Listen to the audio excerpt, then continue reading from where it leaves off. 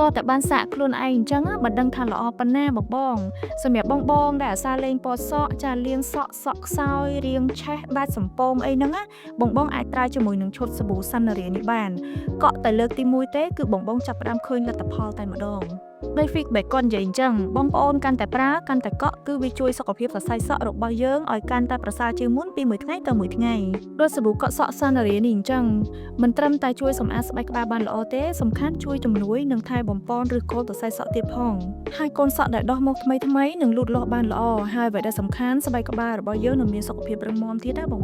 តែមិនទន់សក់នេះវិញភ្ញៀវណាក៏ស្រឡាញ់ដែរបងប្រើតែលើកទី1ទេគឺឃើញលទ្ធផលភ្លាមហ្មងណាសក់ទន់ភ្លឺរលោងមែនទែនបងទាំងអស់គ្នាសូម្បីតែអ្នកលេងពណ៌សក់ដោះសក់ស្អិតចំពាក់ចូលគ្នាគឺជួយថែបំពន់បានល្អខ្លាំងមែនទែនហើយអ្វីដែលកាន់តែពិសេសទៀតបងទាំងអស់គ្នាជាមួយនឹងសេរ៉ូមថែបំពន់សរសៃសក់នេះវិញគឺសំខាន់មែនទែនបងគឺវាជួយទៅលើសុខភាពសរសៃសក់ជួយស្ដារសរសៃសក់ចាបំបត្តិរាល់បញ្ហាសក់ឆេះសក់ដាច់សក់ស្ងួតសំពងគឺប្រកែលេខ1ហ្មងបងទាំងអស់គ្នាសំខាន់ក៏បណ្ដុះសក់ក្នុងពេលតែមួយដែរបងទាំងអស់គ្នា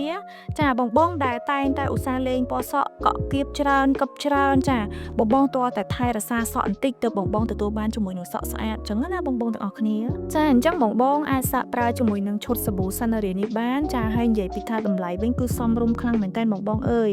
អីដែលកាន់តែពិសេសទៀតគឺផ្សំរូបមន្តសនគឺសិតតែរូបមន្តសមមកឡើងលក្ខណៈថាល្អសម្រាប់ស្បែកក្បាលនិងសរសៃសក់ហ្មងណាបងទាំងអស់គ្នា